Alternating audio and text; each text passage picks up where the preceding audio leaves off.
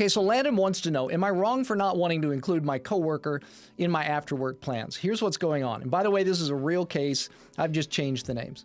A guy that we'll call Landon works remotely for a company, but he's got a week-long trip coming up to the home office. And one of his coworkers, we'll call him Reed, is an emotionally intense guy, always plays the victim, and Landon finds him exhausting. But Reed is very excited about Landon's visit. So excited, in fact, that he's planned something for them to do every single evening. Dinners, activities, whatever, every single night. And he did it without asking Landon. And the problem is Landon doesn't want to spend his evenings with Reed. He wants downtime. He wants space. He wants to decompress after work. You get that. I get that. But he knows what's going to happen if he says no. Reed will get his feelings hurt, and this will become a thing.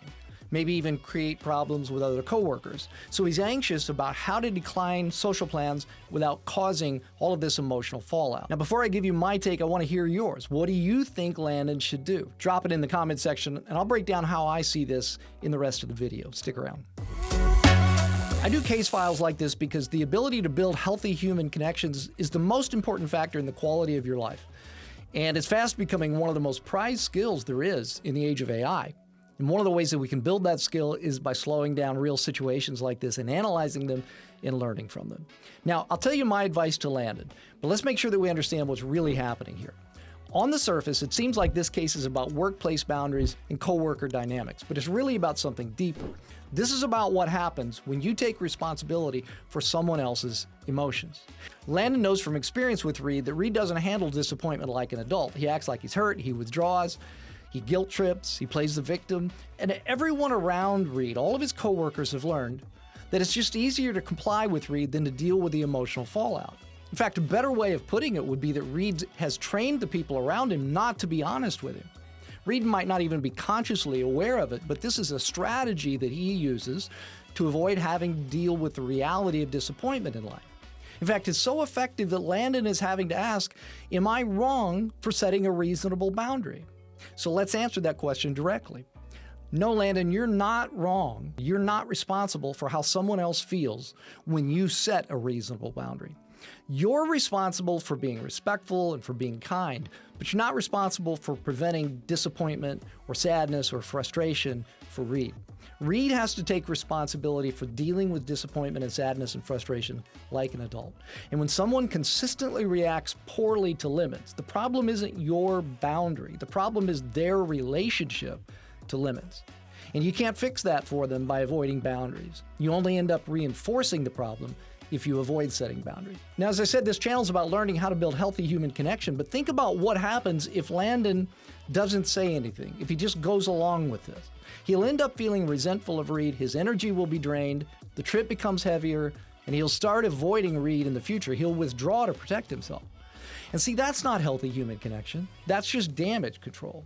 And it ends up affecting more than just this one relationship. When you learn to comply out of anxiety in one relationship, you start doing it everywhere, and you become this person who manages other people's emotions instead of someone who chooses who to spend time with and when, and does so happily and freely rather than doing so out of guilt. Doing stuff like this when you're motivated by guilt and when you've been manipulated by someone is exhausting, and it ends up being isolating.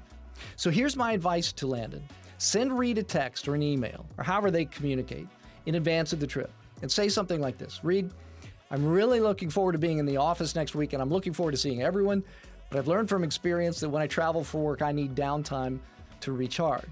So I won't be free in the evenings, but I'm looking forward to catching up during the day. Now let's do a quick analysis of that and what works with it.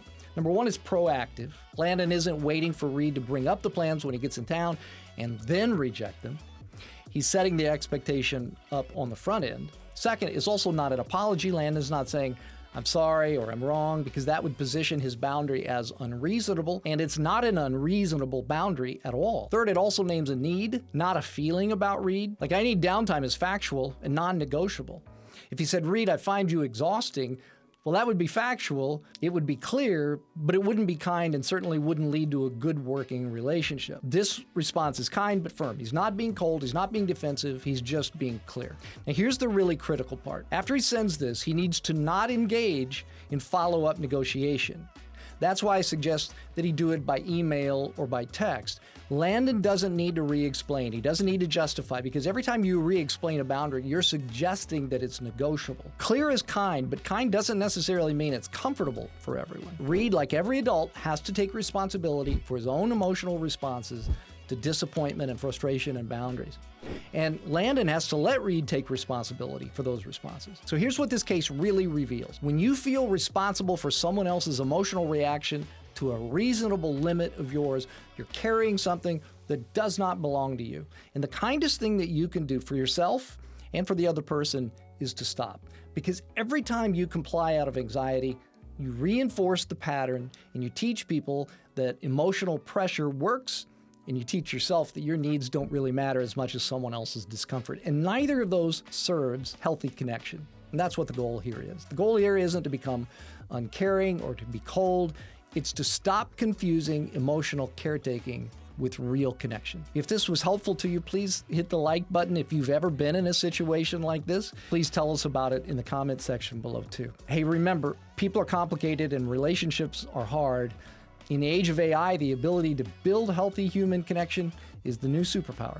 And if you'd like to learn how to build healthy human connections, hit subscribe. I really do thank you for watching this video, and I hope I'll catch you in the next one.